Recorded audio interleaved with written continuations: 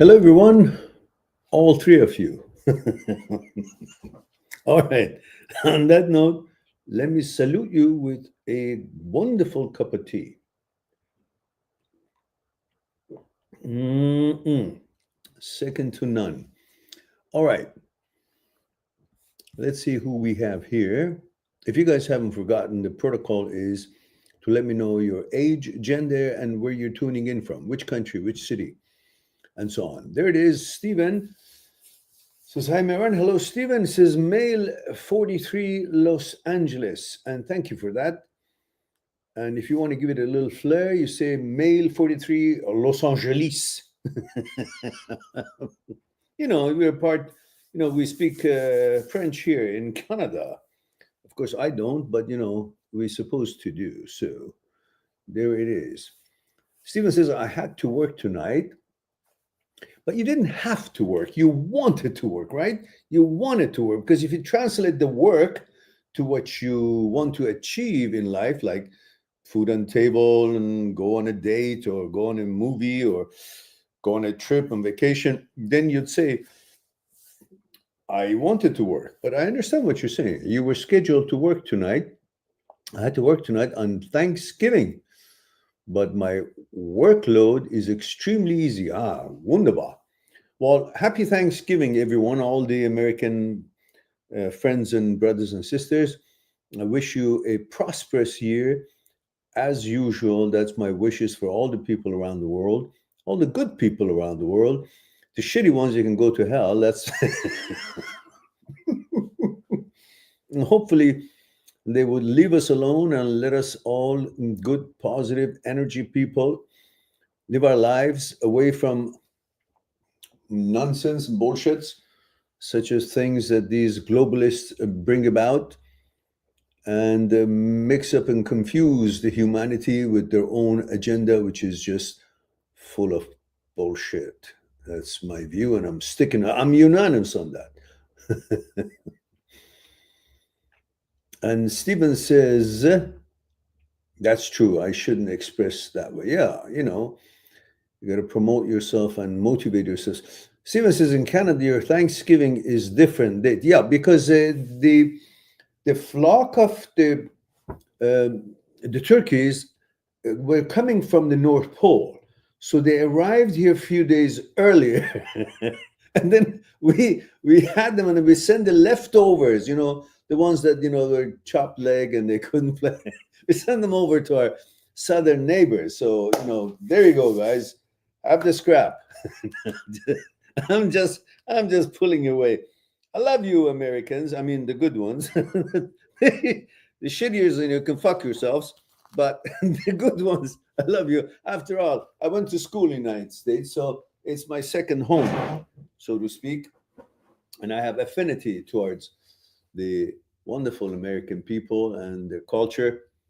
And I'm hoping that would be good enough for you guys to actually save us from the hell that we are here with this shitty government, which has mishmashed the whole thing.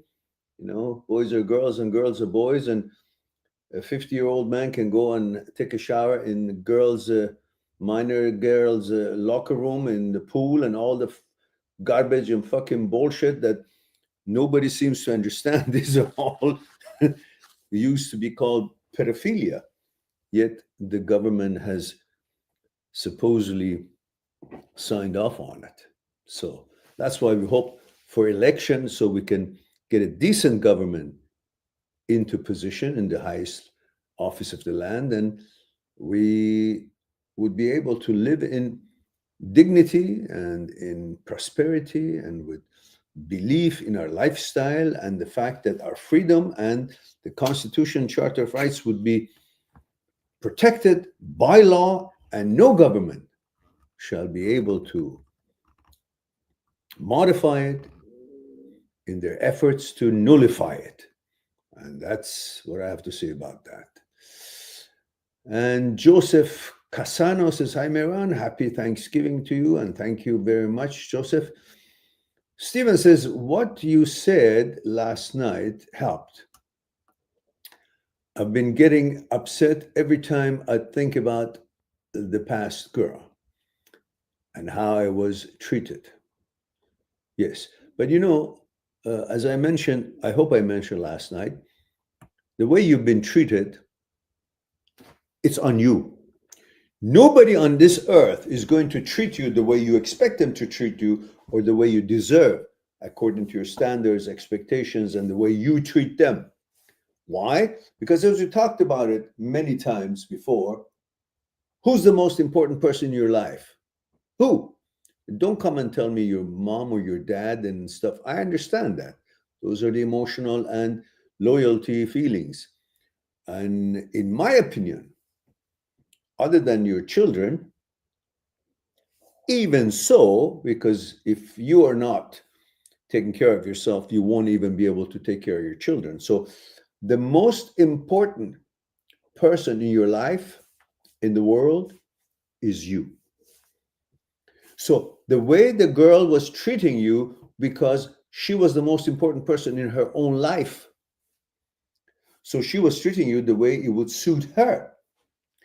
You taking it is on you. So we all have a choice. We can't hold other people responsible for what we endure or go through.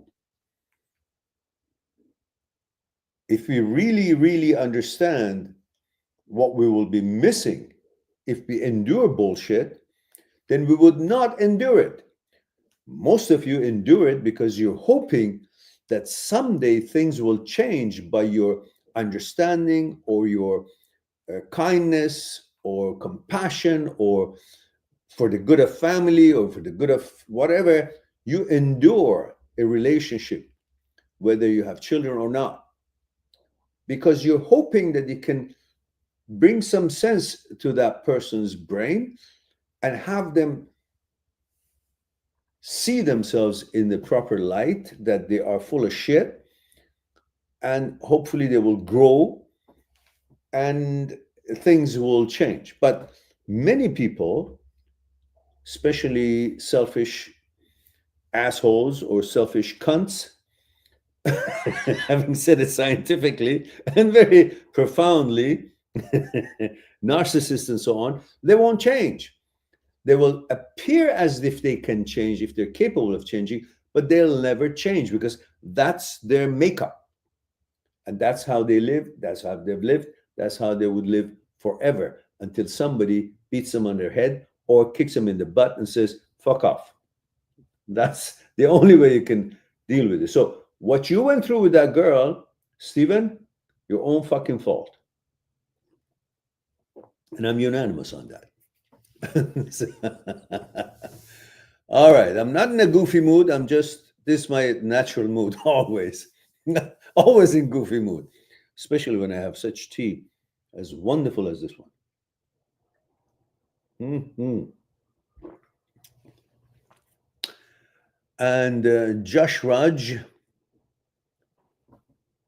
Bahanushali, okay, I hope I didn't butcher the name, says, I can't live with OCD. Yes, you can. Don't come up and tell me you can't. What the fuck are you doing in this world if you say you can't? This world will not provide anything for you. Anything you get, it is you who will make it happen to you. The world is not going to hand you in the happiness. You make life happy by your choices and efforts.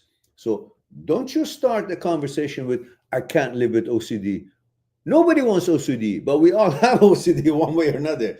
Learn, educate how to repair the brain who's responsible for the glitch of OCD. That's it. You're not going to die. OCD cannot control you. You allow OCD to make you believe that you got to do certain things like, hitting your ass to the wall 50 times or putting your head to the wall or turning a light switch off and on or whatever thought that appears in your head. You believe the shit and you react to it. Don't believe the fucking thing. Your brain is nonsense. It's in a stupid piece of electrons, piece of neurons and so on that is function is to make thoughts, but it goes haywire because it has no intelligence. It just makes thoughts. And that's why if you believe it, you go after the thoughts. Why? What does it mean? How about this? You start getting worried and anxious and all. But if you just say, oh, it's just crap, that's another piece of machine that's gone haywire and makes these thoughts. But I'm the boss. I don't pay attention to it. That's it. Simple. Like when you're passing by the street, so many people are talking, yapping, this and that, so forth. You don't listen and argue and counter everything that you hear. You don't pay attention to because they're not relevant to you. That's how you look at it. Same thing. Brain is mounted on top of your head, but still is not an intelligence. And it's irrelevant to you what it does, what it says. You just choose what is meaningful to you, what is in line with your values, what could be helpful in some ways to you, and the ones that are not, you let them die by the wayside. You don't even notice, shouldn't even notice what the brain is talking about. That's the way you deal with it. Now, I'm surprised that being a Thursday and this late at night, suddenly we have 3 times people as we had last night. That means I should just surprise the hell out of you guys. Just show up whenever I have a good tea. All right. And let's see.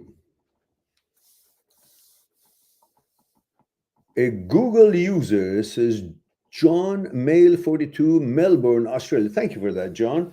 I appreciate the way you've put it all together. Very kind of you.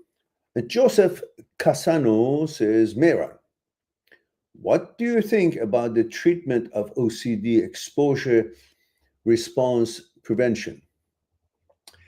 Exposure response prevention therapy is the gold standards of OCD, in short, ERP. But you must have that done and help you to do it with a qualified OCD psychologist, expert in OCD. Not every psychologist is versed on everything about psychology, just like accountants or engineers, they all have niches that they specialize in. Just as physics and chemistry, they all have expertise in certain, like, I don't know, there are different chapters and different tangents in every one of these sciences. So an engineer is not an engineer in everything. It's in that field that he or she has trained and learned something. An accountant is maybe audit accountant, chartered accountant, or corporate accountant, or there are different tangents to it. And scientists, the same. They're each specialized in something. Quantum physics and other tangents of physics or chemistry is what their forte is. So you must make sure that the ones that you're going to be doing ERP is a psychologist, expert and specializing in OCD and HOCD, intrusive thoughts, and so on. So, in other words, as Dr. Philipson puts it, he coined the phrase pure awe. Pure awe is a kind of OCD that it doesn't have a physical ritual as a compulsion. Mostly if you feel like your hands are dirty, the physical ritual of it, compulsion of it, is to go wash your hands. But pure awe is a mental OCD where its ritual is not physically noticeable. It's all happening in your head. And that's a different kind of OCD. So you got to find a specialist on that. And he says, prevention and accepting uncertainty. Yeah, absolutely. Accepting uncertainty is very interesting to me because whether you guys have been aware of it or not, we are all experts in accepting uncertainty. Just think about it. We have all been born, and since our birth, nothing that has happened to us was ever known to us. Everything since we were born has been uncertain for us. Certain ways our parents, as we were a child, helped us to gain that psychological security, cuddling us, feeding us. We knew the food is coming, cold is going to be remedied, we're going to be cuddled and comforted. But even so, we could not have been, even at that time of the childhood, certain that the food will be there. That's why we would cry every time we were hungry. One of the reasons. Or we weren't sure that the comfort of the home or the game playing or fun of it or things that we liked, or if we shit in our pants, we would be clean. None of that was certain. And as we grew up, none of it was certain. Which girl is going to like me? What exams I'm going to pass? What teacher am I going to get? Uh, what kind of a job I'm going to get? Am I going to be fired? Is my girlfriend going to leave me? Or if you're a girl, your boyfriend going to leave you? Stuff like this all through our life. Somebody going to take my job? Am I going to get fired tomorrow? Am I going to get a promotion? Somebody going to key my car? Am I going to lose my money? Everything was uncertain, yet we managed. We found ways when things were not going our way. We managed, we learned, we modified, we adjusted. Therefore, we are all expert in living in a life, in a journey that is uncertain. Yet you're worried about, how do I accept certainty, uncertainty? Well, you already have. You've been living in it for all your life. How old are you? Let's see. How old were you? Oh, you didn't say? Are you kidding me? Joseph? Joseph? Come on now. Let me know. That information should come first. Anyhow, you're old enough probably, but let me know so I can know what's happening here. So, that question. Then it says, Dr. Grayson, PhD, talks a lot about the combination. Yeah, absolutely.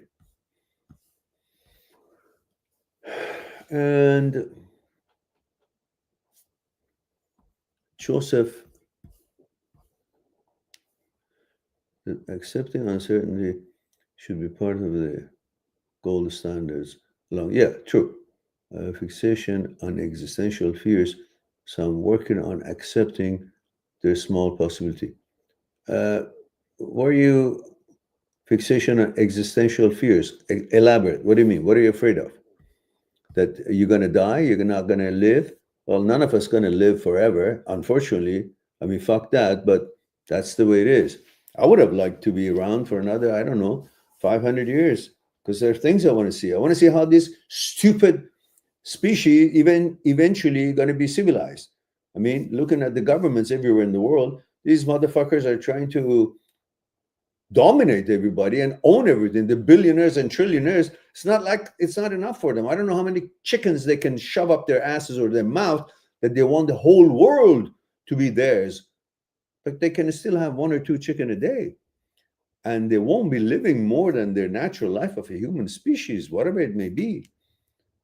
So I like to be around to see how these assholes eventually learn that we all have the right to live and prosper.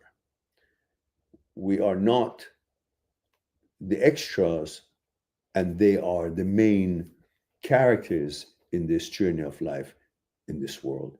And they should stop wanting to own the world, because that's so stupid. You can't fucking take it in your grave. Anyhow, what else do we have here? And then we have Lygia here. Hello, Lygia.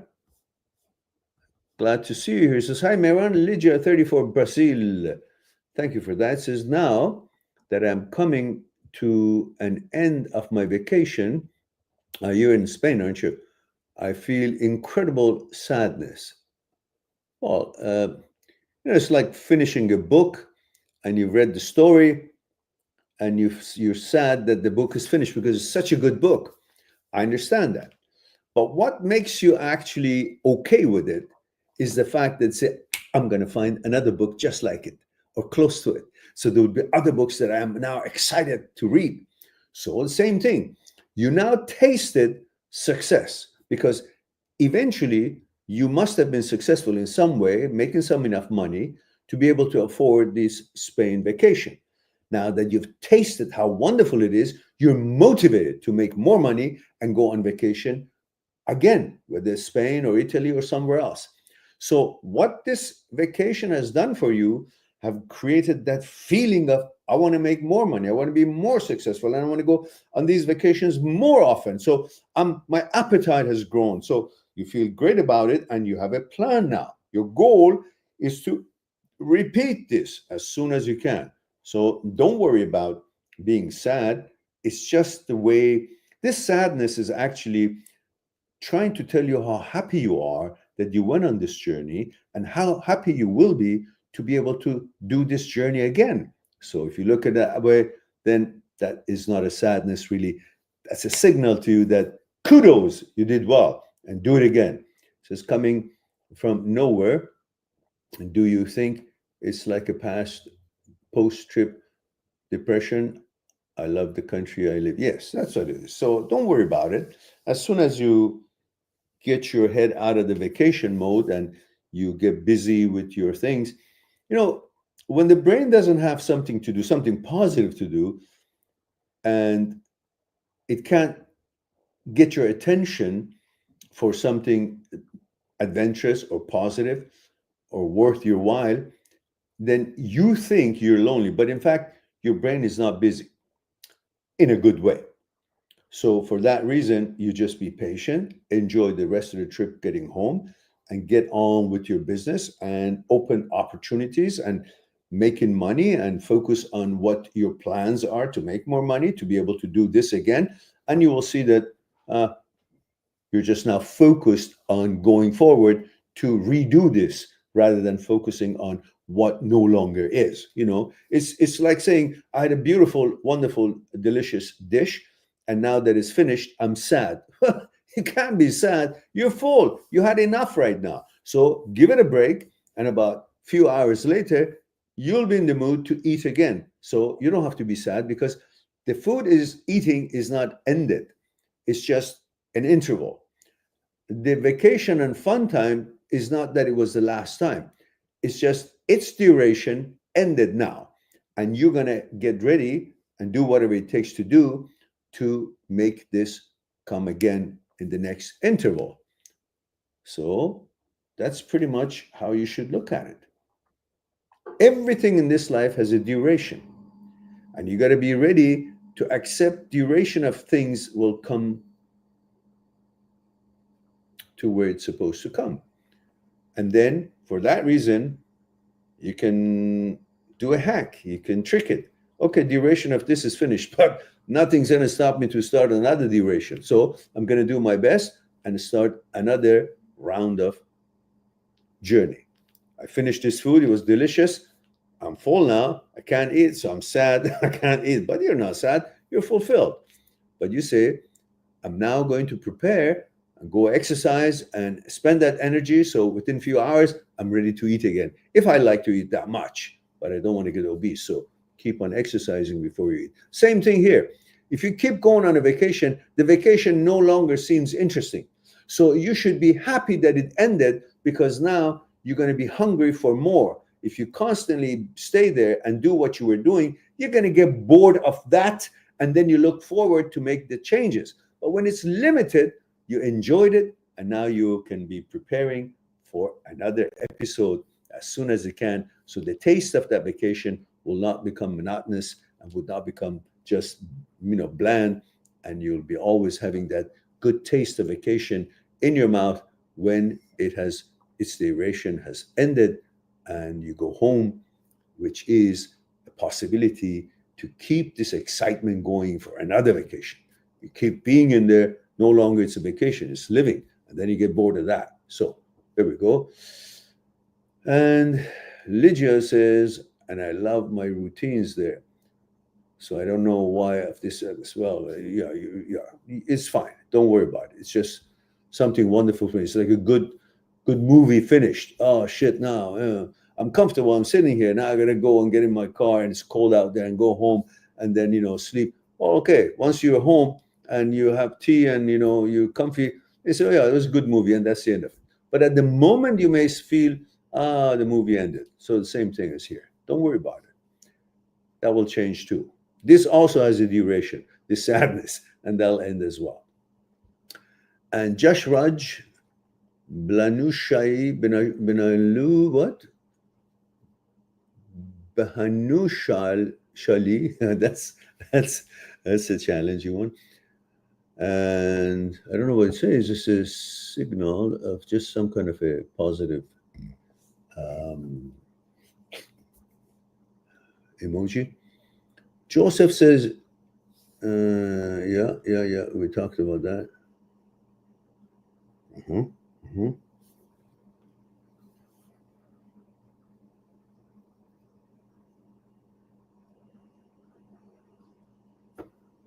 right.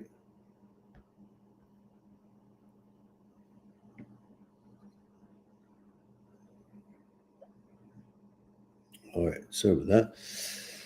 And we have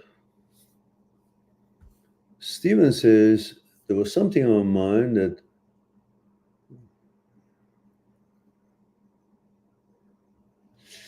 says there was something on my mind.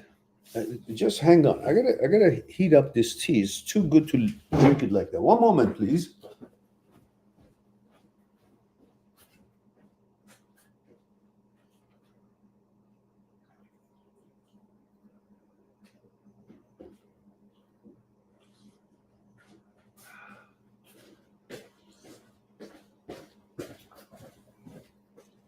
Okay.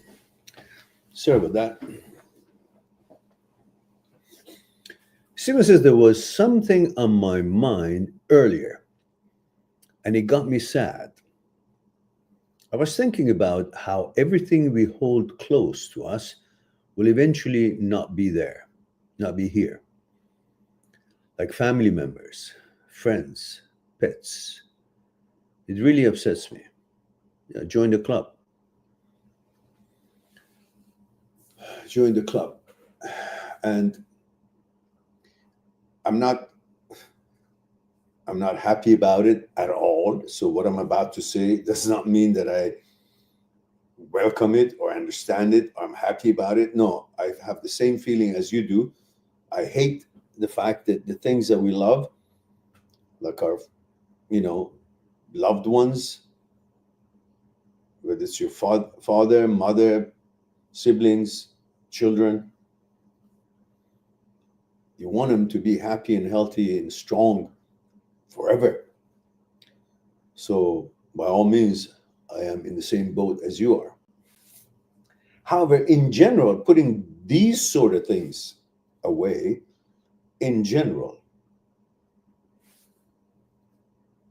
we're living in dualism. We're living in a relative world. And as there is sunshine, there is shade. There's a full tummy, there is hunger. And there is work, there is vacation.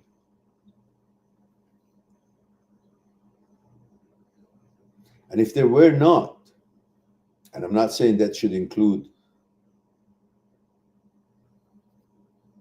our feelings about our loved ones, not at all. Just in general, other than that particular topic, if there was not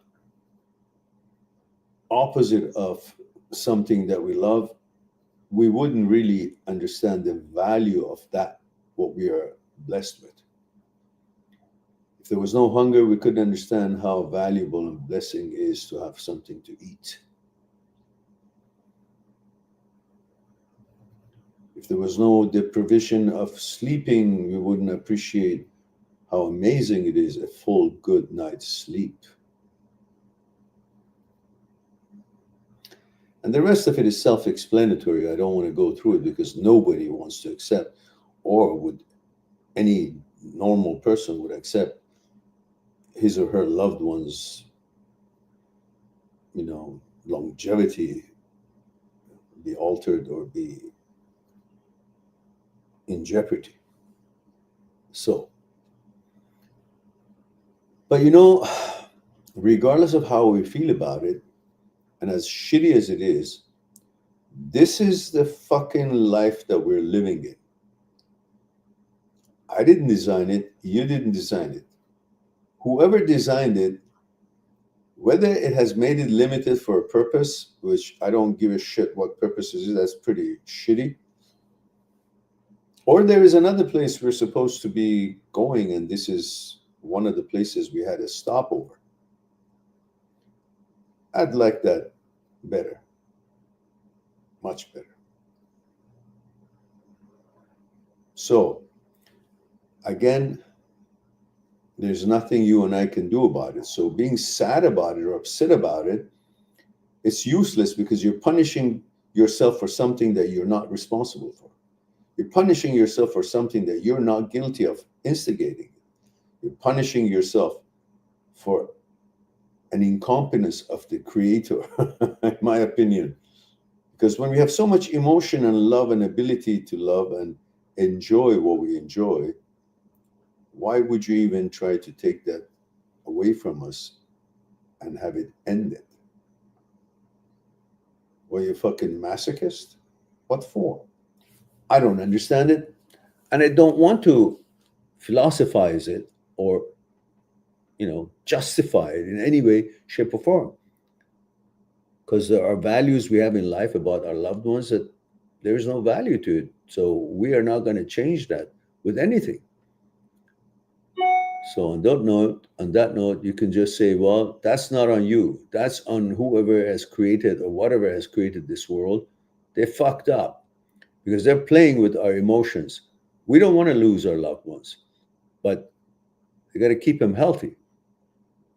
Every time I go see my mom, it I don't know what to do anymore. And funny enough is, sad enough is that I have to somehow feel that it's okay to get used to seeing my mom, who was a god of responsibility, management, power, abilities, beauty. We used to boast to our friends in our own mind, not that we would talk about it. Oh, yeah, my mom is very pretty. And now see the same mom who was in her right God in our lives, fed us, permitted us, did homework with us, or punished us in a way, provided food, comfort, knitted clothes for us, mend socks for us, bought new clothes for us at New Year time or whenever. All that, mother, and of course father as well, but we're talking about my mother because she's still alive. Seeing her, that character, that persona, being like a child now. The words that comes out of her mouth is not the words that she wants to use sometimes. She can't find the words. The Alzheimer and all these fucking drugs that they're pumping her up in order to keep her blood pressure or cholesterol down, that's another story. The cholesterol bullshit that they're selling drugs and using it for people that is really irrelevant to the heart attack in most cases, unless it's something severe. But seeing her being a child and just happy to have her cigarette when she wants to smoke, and life being so simple for her, and to the point that she would ask me, how is your mom? How would you feel to sit in front of your mother and seeing her every day, visiting her every day, doing whatever it is possible to do? And then she asks you, how is your mom? Then you got to remind her that you are her child.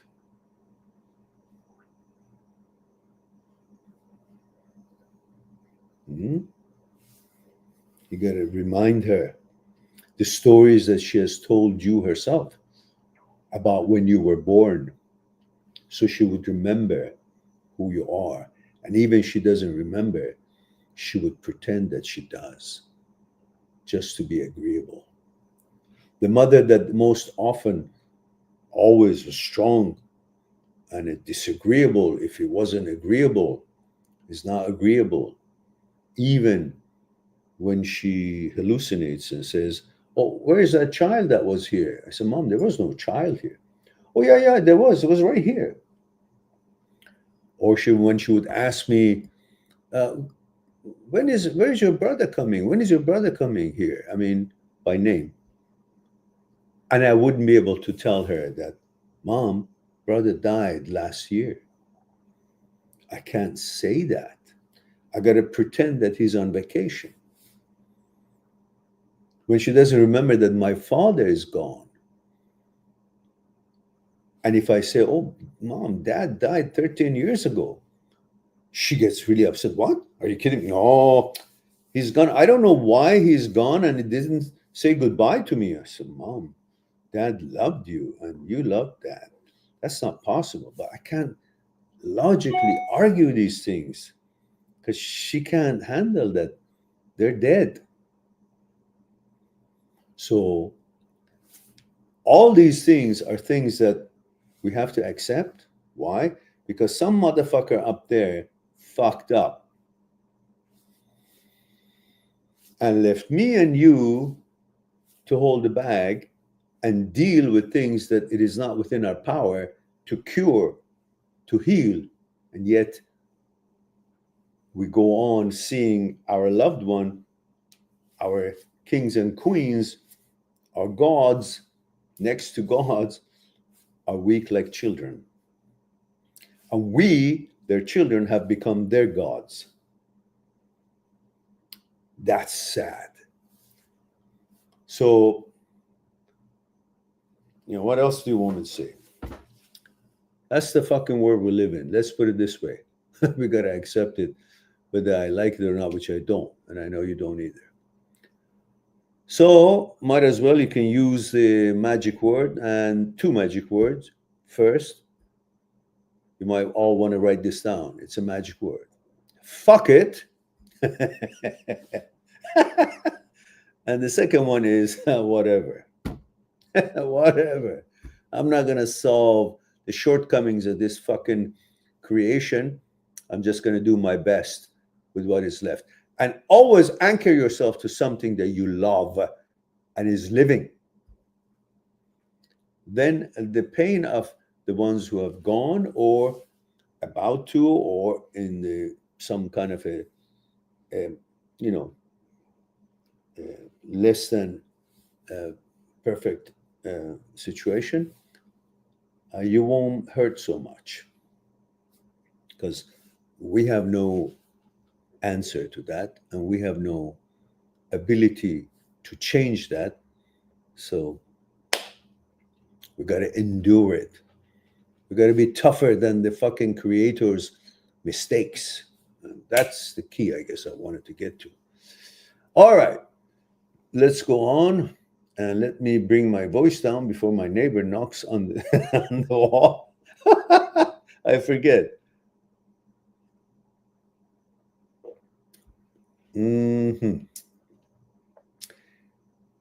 All right. Joseph Casano says, that is also what makes life beautiful, Stephen. Oh, I see. Ironically, cherish what we have, learn from mistakes, and find new love. If they're meant to be, they will return. Yeah, Joseph, but I think Stephen was talking a little bit more towards not the romantic love, but the real love that we have for our parents and children, loved ones of that sort. Joseph says, I'm 23. Mate? Oh, male. All right. 23 male. Yeah, but where? Joseph, which country, which city? Sprach. Don't make it short. It's complete answers. All right. And Joseph says, I have a lot of difficulty dealing with the idea that reality could be an illusion and a creation of the mind. Really? I want you to stick your finger up your nose and do this and see how you feel. I want you to hold your nose like this and your mouth. Then tell me if this fucking reality that you think it's an illusion or if it was illusion, you could still survive. But the moment you do this, you see that this is no fucking illusion. Because there's physical aspect to it that you can change and you can affect. That's no fucking illusion. Grab onto your balls and pull it and see if it hurts or not. Or why don't you hit it? Go on a tennis court and have your friend just smash the ball and just let it hit your balls. Or in volleyball, I've gotten hit in my balls in volleyball. It's fucking, hurtful. And that's no fucking illusion.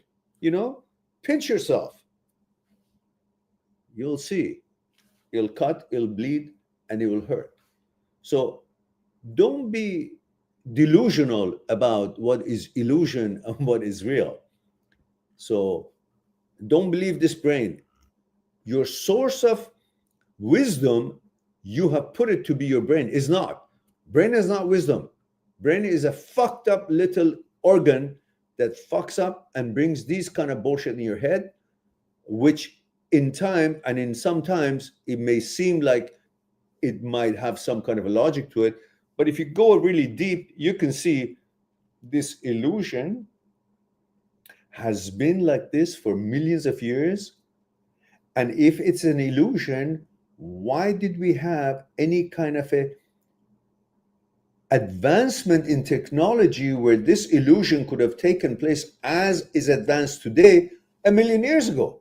But 1,000,000 years ago, it would only happen to the limit of the reality of that time, the knowledge, the science, and the know-how. And as we have learned and experienced, this knowledge increased, and now we're here. Illusion doesn't need gradual learning experiences to expand illusion. Illusion is illusion. You can conjure up anything, but we didn't have the ability to conjure up what we can conjure up now and call it even illusion to be in the same standard and level as the illusions we had 1,000,000 years ago, if we had any, which we didn't, because 1,000,000 years ago, we didn't have a brain who could think. We were not delusional. We didn't have illusions. But since 40,000 years ago, when we were bestowed upon us this kind of a sophisticated brain that can think and speak and words have meanings, then these things start having meanings and illusions became something to ponder on. But if we were able, or if this world or this life was an illusion, then the technology in the illusion that we see today should have been the same 1,000,000 years ago. But then our illusion was about sticks and bones and trees and going up and eating, apples and this and shit like that. Now it's about aircrafts and bombs and, video games. So how come if it's illusion, the illusion should have been the same from all along? But the illusion has gradually changed. So I submit to you that this is not a fucking illusion. This is whatever it is. And believe me, this is no fucking illusion. If I pour it in my pants, you'll get wet. All right.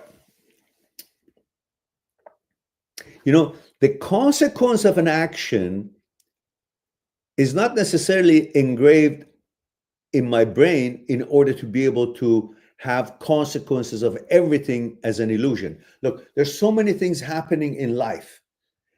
I cannot know about all of them to be able to create that as an illusion, which the action and causality would have certain results and reactions in my illusion. I should have been aware of all these sciences to be able to have a proper illusion. But if this is an illusion, that means you're a master in all these sciences, because all illusions that you see, the aircraft flying, the bombs, or the video games, you didn't invent them, but you're aware of them. How? You can't be knowledgeable that much to be able to have that many precision instruments and technology to be part of your illusion. But they are. How? Because they're not illusion. Somebody else has made them, perfected them, and they are functioning. The robots and all that, the way they behave, the way they work, all the programmings and all that, it's not illusion. Because you should have been so smart and wise and experienced in all those aspects to create an illusion that everything works and jives in there. But you're not, and I'm not. But everything does jive in the technologies that we consider that illusion, but it's a real life. That's why it's working. That's why that knowledge is there, because somebody created them and they're real, not an illusion. That's what I had to say about that. And thank you for the Thank you for the super chat. We've got a 199 super chat from Joseph. Says, I am regulars here now, always. Remember 23, New York City. Oh, thank you for that. I appreciate that. Hope you had a good answer from your question. I think it was a brilliant answer, actually, I might say. And I'm unanimous on that. Chew on that. Now, Joseph says, what? And says, my experiences contradict this because realism makes sense and is natural since I'm a kid. Okay, then I've already, I think, answered that with actually in line with what you were thinking. Says, before I started obsessing and worrying about all these things, if I never heard of these existential ideas, I would have never probably worried about them. Yeah, well, listen, maybe, we can talk about this another time. Maybe you'd like to make an appointment and have a chat with me on the Skype. That's going to cost you, but then we'll have a one-on-one and we'll go into this in detail. However, let me read the rest of your writing here. It says, how do you balance refuting beliefs without being compulsive about it? Well, I just gave you the way that you can simply know that this is not an illusion, because you couldn't have, in your illusion, have all these technologies working and have enough knowledge about them to make them work perfectly and exactly as they do in your illusion. You're not that expert in any of it. Maybe some, but not all of it. But in your illusion, all these things that you can see is perfectly working, constructed, instruments working, robots working, mechanisms working.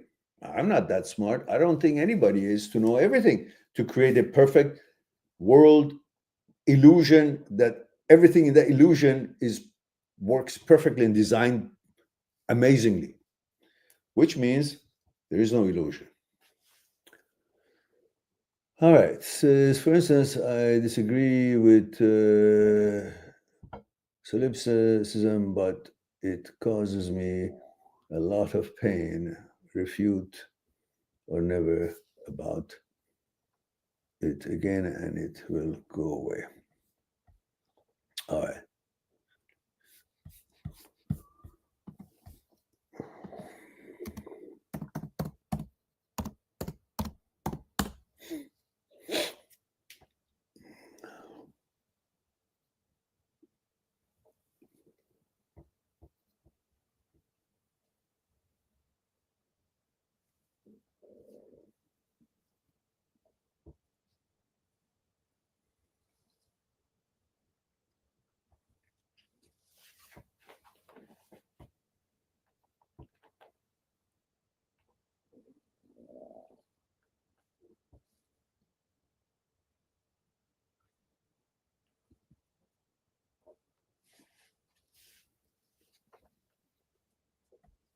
Mm.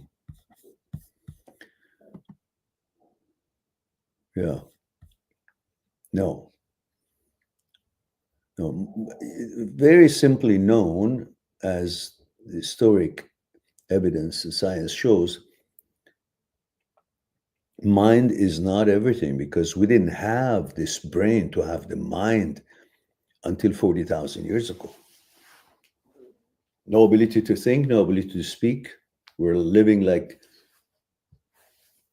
animals, instinctively, run, hunt, sleep, have sex. Everything instinctive. No thoughts, no OCD, no nothing, no theories, no philosophy, no nothing, just existing. And we didn't have this brain to use it in any shape, form. We are thinking the way you're thinking since we were given this brain, which has its glitches and fucked up psychology that causes us to feel delusional, schizophrenic, anxiety, all these things that is based on thoughts. Krishnamurti always said, thoughts are the roots of all problems. Be aware of it. Don't believe your thoughts. You're not brain. Brain is not you. You're not thoughts. Thoughts are not you. So live in the present moment. There's no thoughts in present moment. There's no illusions in present moment when you're making an effort in an activity of some kind. Past doesn't exist. Past is story. Memory doesn't exist. Memory is the past, and past is dead. So therefore, none of that exists. You will be able to draw on experiences of the past to save yourself or learn something, whatnot, or not make the same mistake again. But the future doesn't exist either. So neither of these two are of importance, but the moment that you're actually engaged in an effort to create an action, that is where the reality and present moment is. So that's all that it is real, and that is real. You can alter it, modify it, change whatever it is you're making an effort, the way you're making an effort. But once it's past, it's done, it's done. You can't do anything about it, and the future of it either. So all this business of illusion, well, in illusion, you can think that this world tomorrow, how it's going to be, you can create that, but it's not true, is it?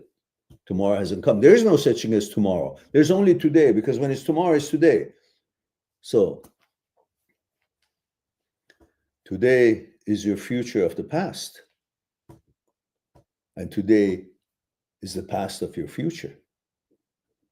So today is the reality, and it's a combination of the past and future. Today is where it's all at. Focus on that. Whatever you want your future to be, you got to do it today. Because today is the past of the future, and your future is based on the experiences of the past. So whatever you want to change in your life, do it today. Your future will be changed. And from where you're coming from your past. All the experience you've learned, what is right, what is wrong, you've learned all that, you're here. So today is a representation of your past with all the knowledge and things that you could have gained. And today is the foundation of changing and shaping your future, because today is the past of your future, and your future is based on your past and experience you learn in it and the activities and efforts you make in it. So today is the reality, is the most important part of your life. Whatever you want your tomorrow to be, start today. You make the change today, your future is changed according to your wishes. All right. Joseph says, sorry that you're going through this with your mom, Mehran.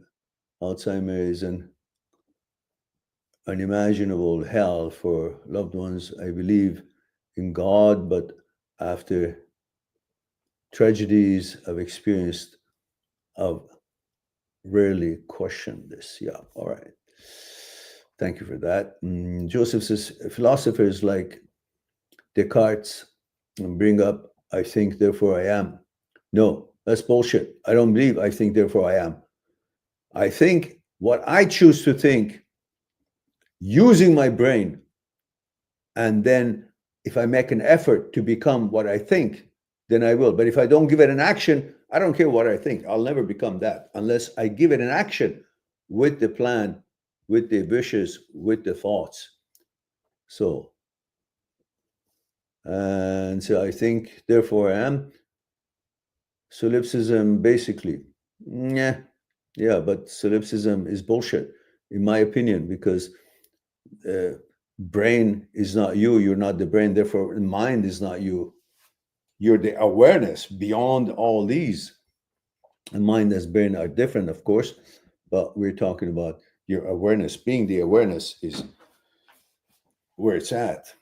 You're the one who calls a shot on the brain's secretion of thoughts. And if it's not relevant or in line with your values, you just diss it, ignore it. You don't choose it. You live by your choices and your vetoes, not by the thoughts and suggestions and images of the brain. You're not the brain. Brain is not you. I have this video. I'm sure you guys possibly have looked at it. You might be very interested in that, Joseph, as well. Then let me put the link here for you.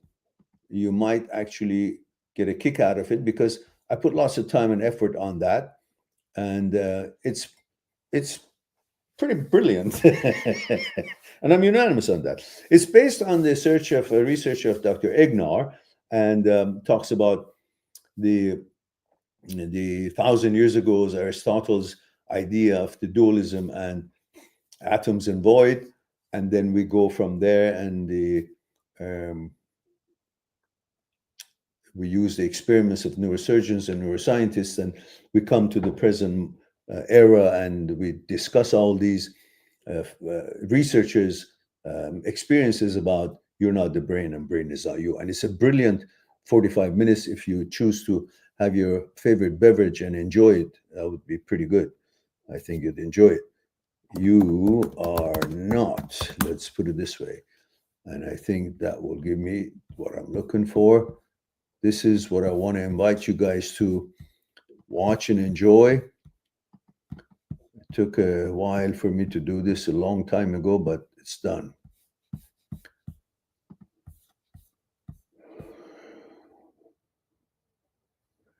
All right. And it says, and everyone's view them in history as smart. Yeah, no. Are they really just philosophical idiots conjuring up bullshit? Yeah, I think so. In that case, from what I, because I gave you my my opinion, and you can compare it.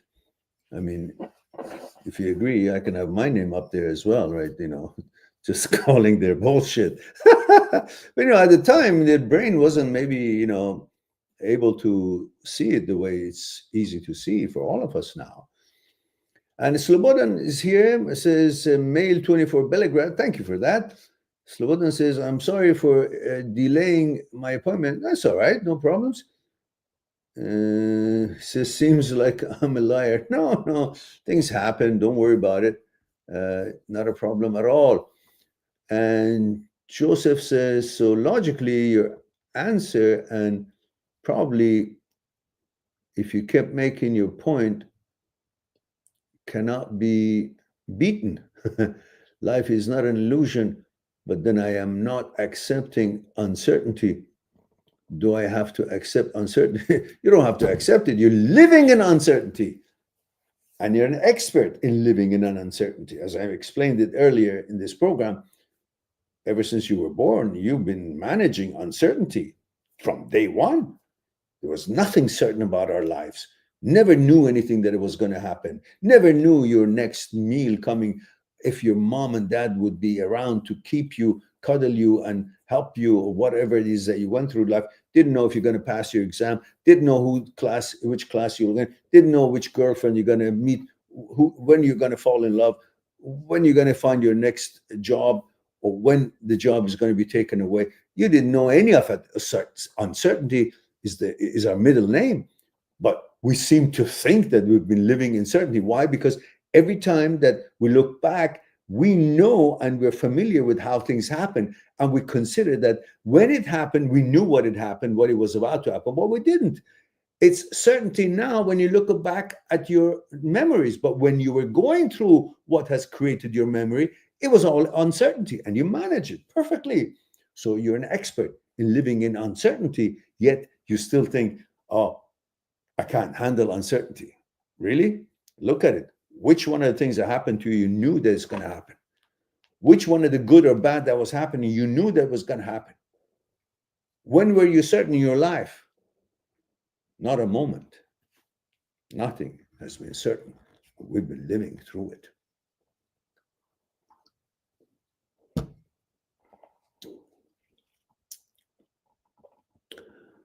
All right.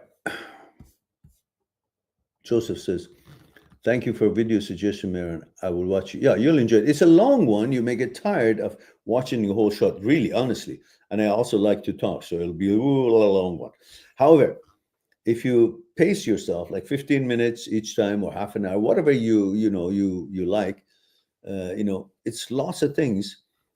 But I find it quite interesting. When I watch it, I say, oh, shit, did I say that? These people are brilliant. I've got such moments like that. Some of my videos I look at, so holy fuck, what was I on? Did I say that? Especially I have videos in the past that says like, who's talking to God? That's actually pretty brilliant when I look back. I won't be able to do it again. I will not be able to have the kind of a brain or the activities that made me to come up with those videos in the old times, like 3-4 years ago. Some of them are fucking brilliant, and I mean, so deep in there. Like, what is thought? What is thinking? What is conscious? What is relationship between consciousness and thinking? And then we talk about fear, talk about ego, desire. Brilliant, lots of real good videos, and I'm fucking disturbed that there's nobody really. We don't have 1 million people watching these programs. I don't think you can find it any other. And I'm blowing my own horn, I know, but fucking I deserve it, because I'm pissed off that I've got such a 3,000 videos and pretty good stuff in there, and yet fucking channel is unknown. So fuck it. And Joseph says, so how do I view uncertainty in terms of existential things? Because based on your points and others, I'm 99.99% certain I agree with you. What about that 1%? Do I have to have that accept? I don't understand what you mean in terms of existential things, because based on your point, you explain to me what do you really mean? Like, I know what existential means, but I want to know, what is it that you're trying to say? That after all these we have said, you still think you have a hard time with uncertainty when everything in this world is uncertain? Or are you saying that certainty is about that you're going to die someday? We're all going to die. Is that what I'm really not getting what you're trying to share with me. So it's because the only thing we can actually experience in our own mind and selves, if someone else gets hurt, we can empathize, but can't experience it. Okay, that's the part of it that perplexes me. Why? I don't understand. Are you supposed to experience everybody else is experiencing? Why? I don't get it. Stephen says, thank you for your thoughts on my question tonight. You're quite welcome, Stephen. I appreciate that you being here. All right, guys, it's 1 hour and 9 minutes and 59 seconds. I wait for Joseph to give me a little bit hint on what he's really meaning by his concern about so how do I view uncertainty in terms of existential things? I don't understand what you mean. Says, I know they're real, but I can't prove it because I can't experience them. What the fuck you're talking about? To believe that I've eaten meal and I'm full, you have to experience me having eaten food? You can only experience what's pertaining you. What the fuck you're talking about? And I'm not saying that as an anger. It's a what the fuck is is a word of explanatory word. So what are you talking about? Why do you have to experience whatever else experience? If somebody's got raped, do you have to be raped before you believe that somebody's got raped? I don't understand what the fuck you're talking about. Why do you have to experience everybody's experiences in order to believe that what they have experienced is real? You don't have to experience everything to know. You don't have to experience that the tree is there unless what? You also have a roots and you've gone down in the ground and you feel how it is down there. I mean, that's a little bit crazy, isn't it? Is that what you mean? The certainty I am talking about, it is required to accept uncertainty with OCD. Yeah, but you're going to OCD from that, what you were talking about is, I don't understand what the hell are they related to? And Joseph says, I've heard 1,000,000 times from all these solipsist philosophy and reality being an illusion, the reality being an illusion, that we can't prove it. Can you prove that it's not? Based on the fact that you can't experience it? What the hell does that mean? You're not 8 billion people to experience everything that every one of these 8 billion people experiences to believe it. What are you talking about? Somebody traveled from China to Japan or somewhere else, and you can't believe that they've done that unless you have been there in their pocket and experienced it. What the fuck are you talking about? What the fuck are these so-called philosophers that you're following them? Just bullshit is bullshit. Call it for what it is. You have a brain. See what I just said about the illusions and all the way I explained it with the garbage that you're following about solipsists. So how can they fucking prove that what they're saying is actually makes sense, that your only mind exists, you don't exist? What the fuck is wrong with them? Can you not see that? Can you not believe your own self? You're experiencing a physical experience in this world, and you're experiencing your relationship with the brain, and what the brain says, that you judge that what the brain said is bullshit or it's useful. There is something beyond the brain, which is you. The brain is not as high as its pay grade as you are. So you're the one who judge what the brain secretes, not the brain being the intelligence and the mind being, the one that exists, and you're just being what? The shit following it? I don't understand it.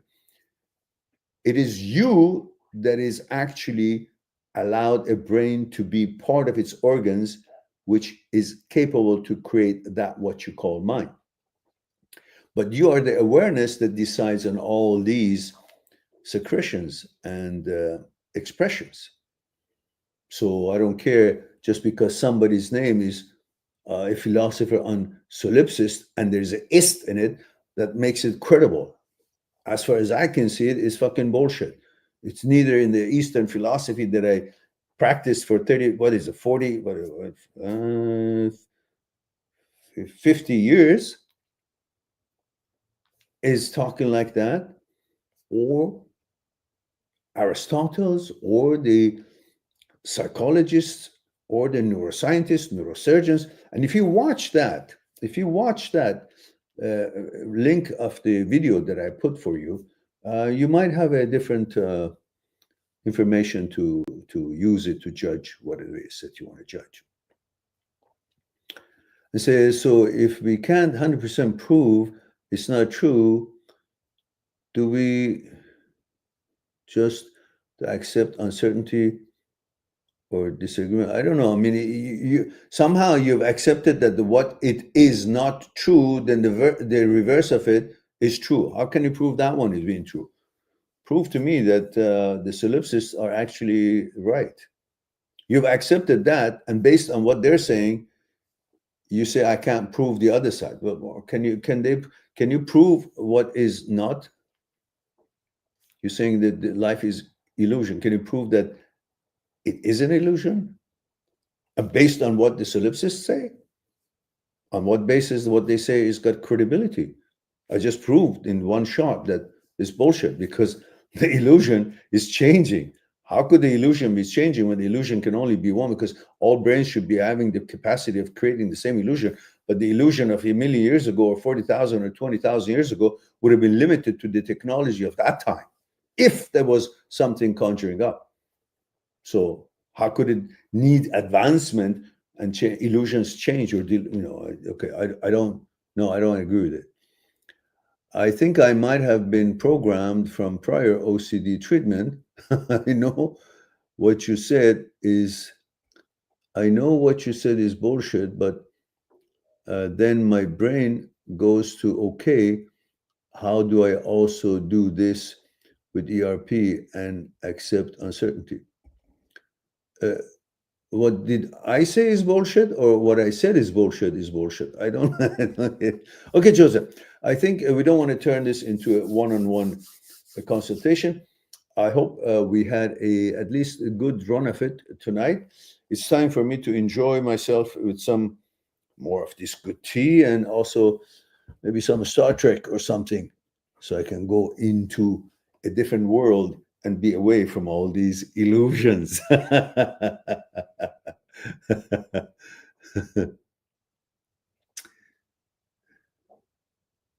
Oh, you're saying that reality being an illusion is bullshit. Yes, reality being an illusion is bullshit.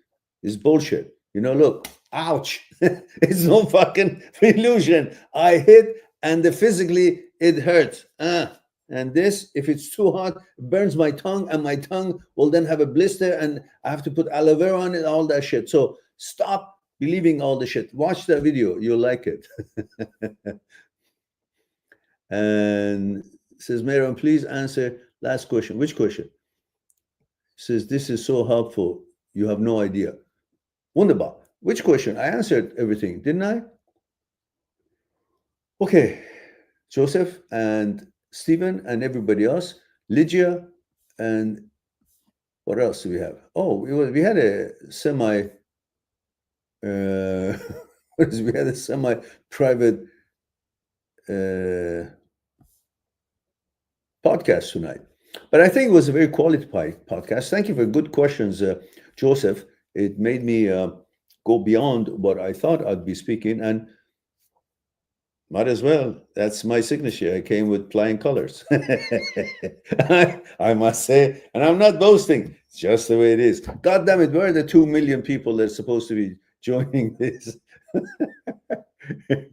And so where's your question? It says, so it says, how to believe in something without being compulsive. Give me an example. How to believe in something without being compulsive. Why do you have to be compulsive? First of all, you have to have an obsession first, then to have a compulsion. And the reason you have obsession is because you have believed your brain fictitiously telling you that if you do some ritual or something good will happen or something bad will happen if you don't do it.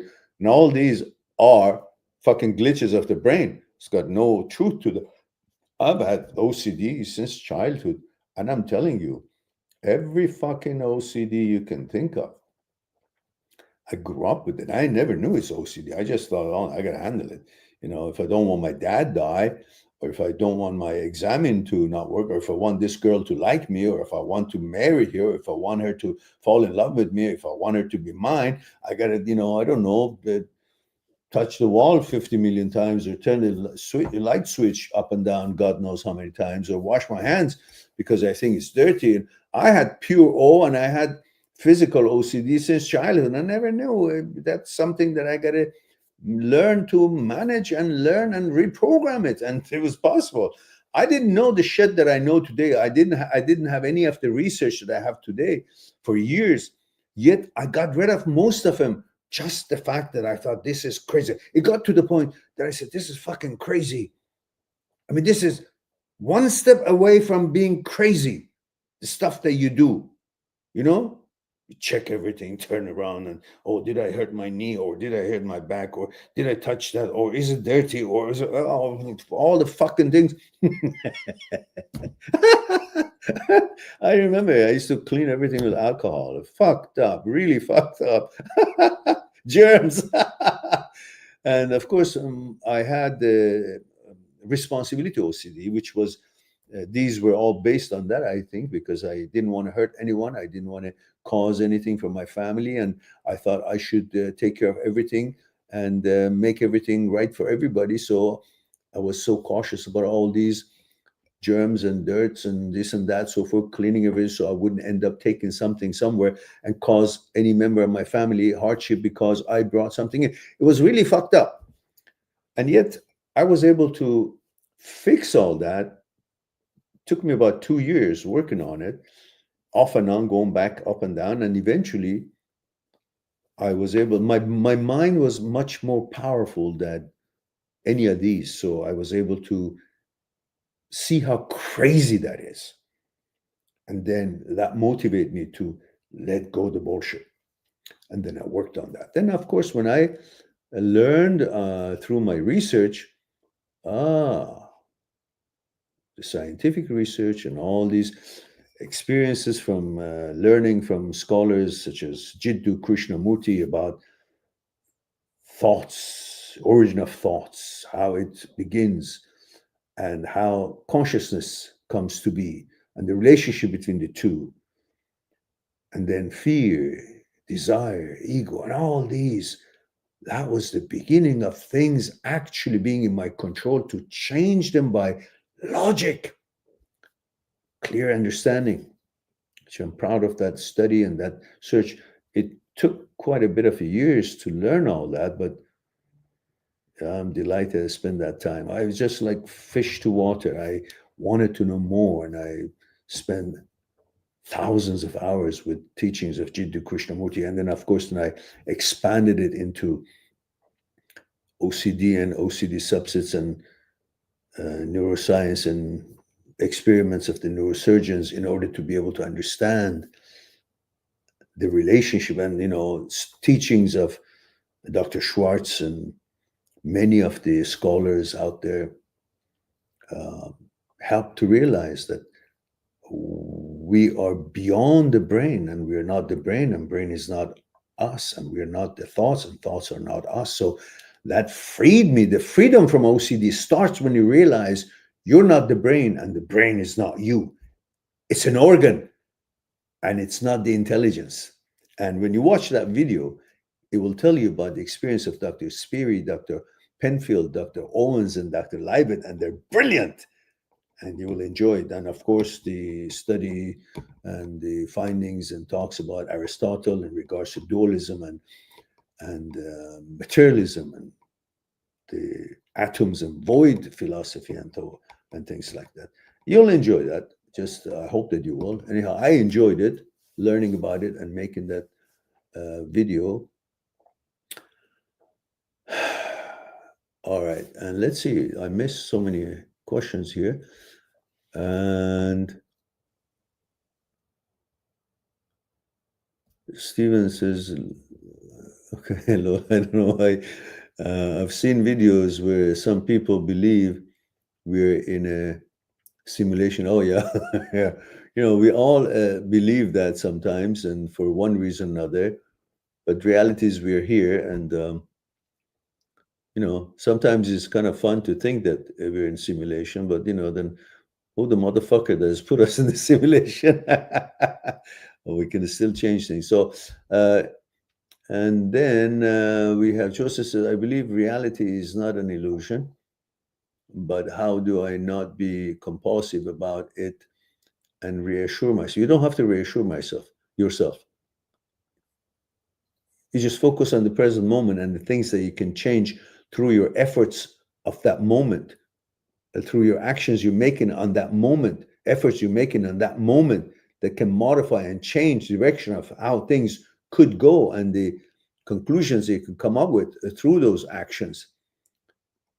And therefore, you don't have to be assured of anything. You don't have to assure yourself of anything. Why should you? Just deal with them, whatever you think it is, and you can see the evidence of physical and philosophical and mental and tangible or changes in existence, and make your decision based on what you can do. And if you like it the way it is, don't change anything. If you don't, then you have the power to change it at that moment. And when you do make modification changes on something that you desire to change for one reason or another, you will see that nothing is illusion that way.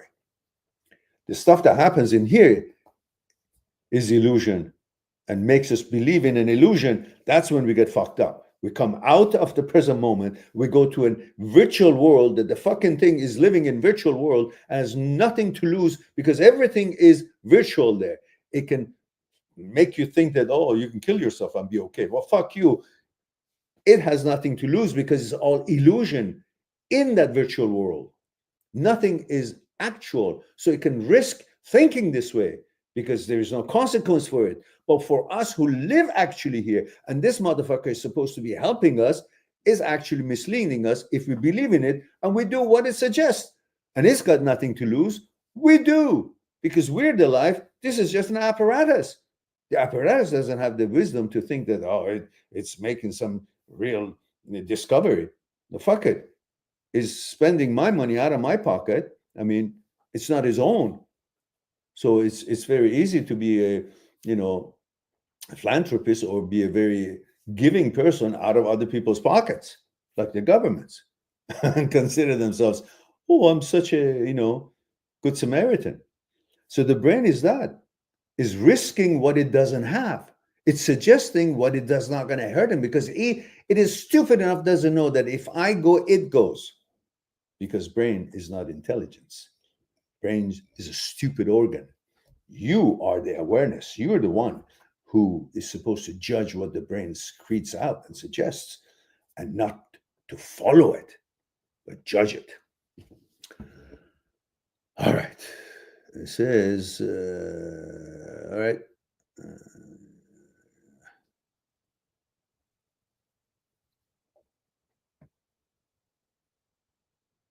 Listen, if you really want to know if the reality is an illusion or not, next time you get up in the morning and you shit in the bathroom, get your hand and try to wipe your ass without any water or toilet paper or taking a shower or anything. And if there's shit there and you can smell it, you can say this fucking thing is not an illusion because I got a handful of shit.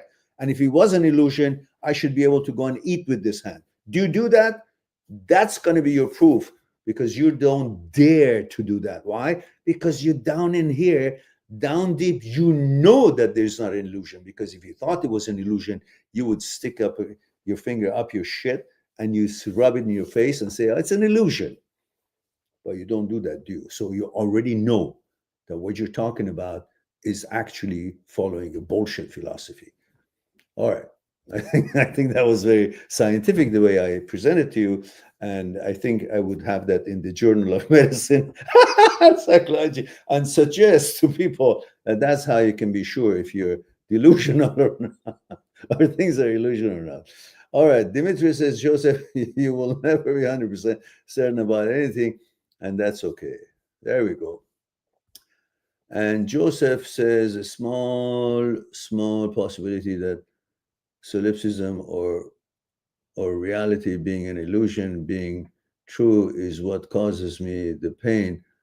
And then I shut down because, why do you focus on that stupidity of the brain? Not you, the brain, that's a small possibility, but you don't focus on that big, huge possibility of that this reality is not an illusion. You have all the big percentage of it not being illusion, but you're going for that small possibility of being illusion. Even if you want to compare things, you're supposed to go for the one that has got more possibility of being, but yet you're going for the less possibility. What's wrong with you? Joseph, seventh highest GPA of 4,500 students in high school. I'm in college doing okay, but could be effortless if I wasn't getting in my own way with this. Well, you don't have to. It's a choice. You have a choice. Don't despair. Nothing can control you. This motherfucker is only allowed to fuck you up if you allow it. It by itself cannot. You can veto it. Dr. Phillipson says, you live by your vetoes and choices, which frees you from anything that confines you. It frees your mind.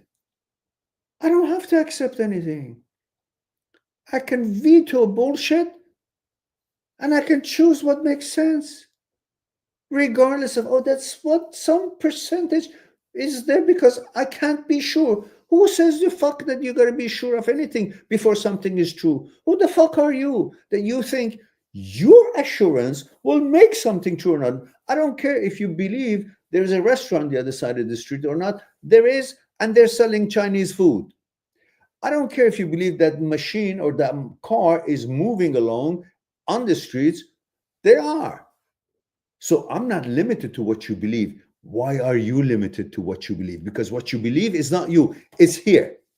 I don't have to believe. You have choices. You veto bullshit and you choose what makes sense or more sense. On that note, and thank you for all the super chats that you sent, Joseph. And says, you crack me up. Yeah, I know. The shit thing was brilliant, though. You can't knock it. Stephen is laughing. Claire says there is no reality, only perception. All right, Claire. Now, have some tea, Claire. We're beyond that kind of a philosophy that really is just limiting us to some bullshit rather than actually seeing things as it is. And no, there is a reality, and it's not perception. Perception is when you actually separate yourself from the actuality. That's what you should worry about.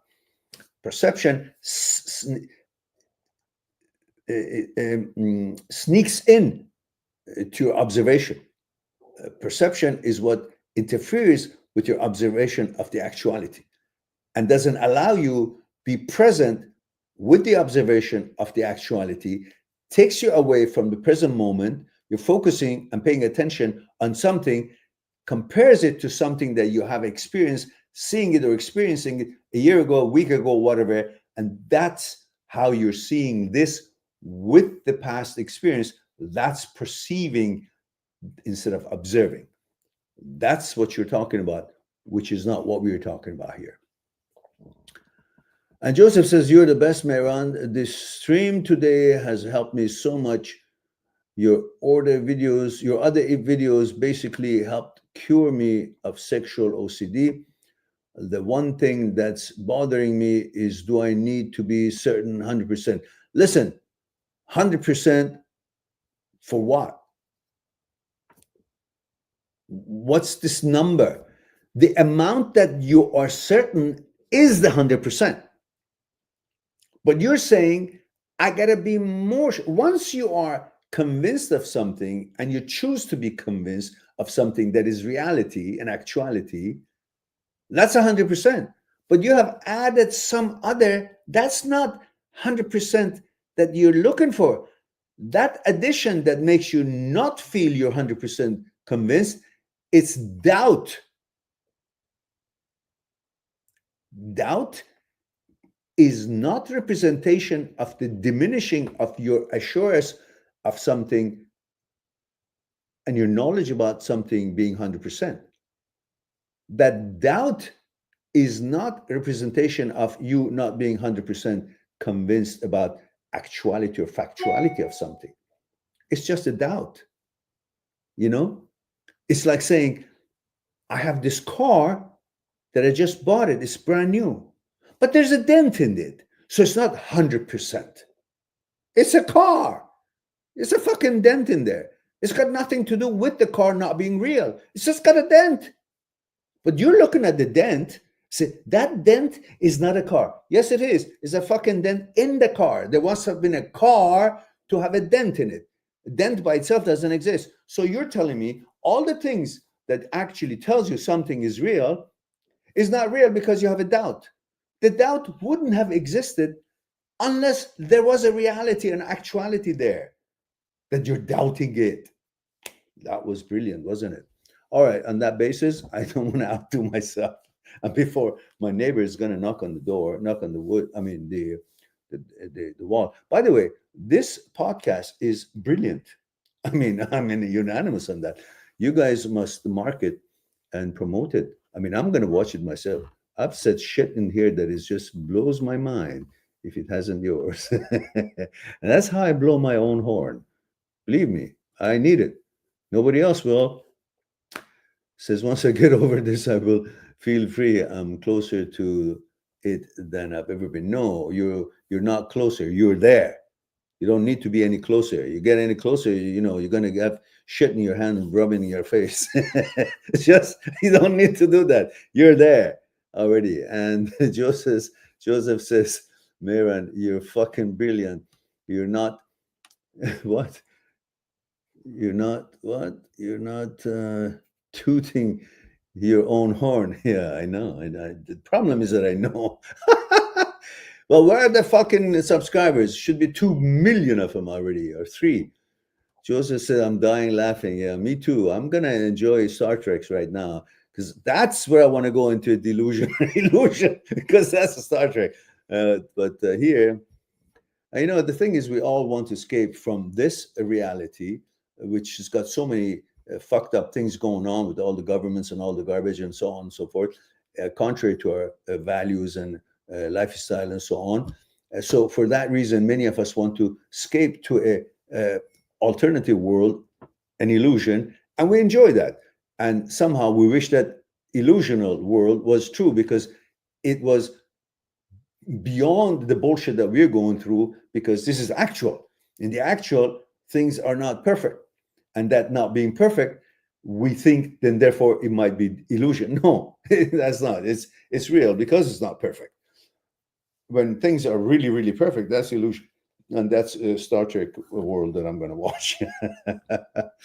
So, and Joseph said, I'm there. Yes, you're there. And Joseph, if you had more subscribers, world would be a better place. Oh, thank you for that. I appreciate that. And that would mean world is smart. Yes, good for you. Okay, Joseph, it's everybody. Thank you very much for it. It's time for me to say I love you all. Thank you very much for being here, giving the opportunity to share a thing or two with you. And I bet you I did share a thing or two tonight. And I'm unanimous on that. I'm really proud of tonight's podcast. And thank you for Joseph for all these wonderful questions. And don't go crazy. Come back on earth. And you're a brilliant person, but don't allow your brain to run away, because you are the master of the brain, not the brain master of you. You're not the brain. Brain is not you. You are the entity that exists. And the brain, like anything else in your body, is an organ, is an apparatus, is part of you, that you have the opportunity to teach it, reprogram it, rewire it, make it work at its default setting, rather than giving you shit and problems and so on.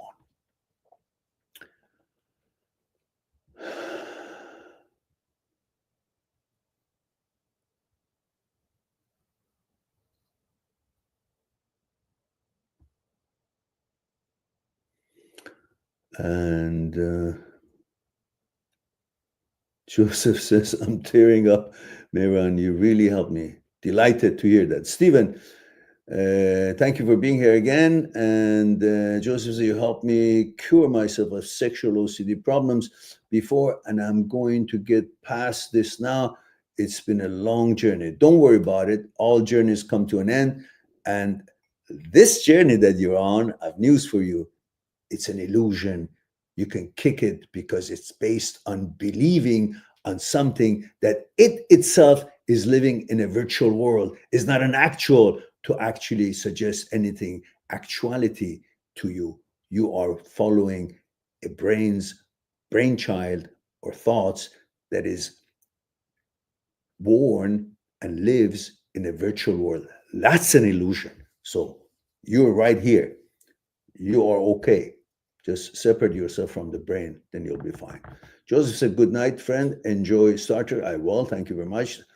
That's right. This journey is bullshit. Okay. Now announce. Okay. Now, once more time, thank you very much for being here. I love you all and giving me the opportunity to share a thing or two with you.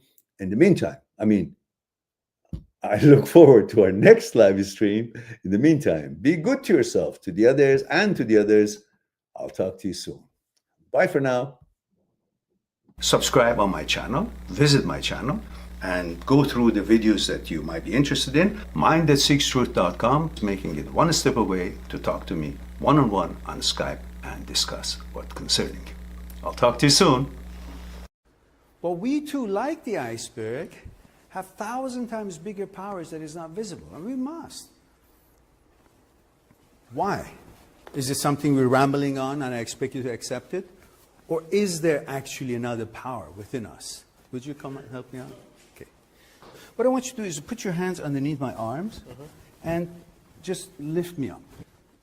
There we go. Okay, now, that's my physical part, right?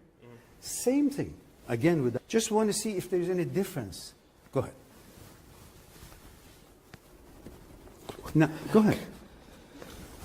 Now, this, go ahead, when you're ready. Go ahead. So you see, this is different than what he was doing, and I'm not really doing anything. You convinced? Yeah. So are you guys convinced that there is something other than, thank you. Yeah, no Thank you very much.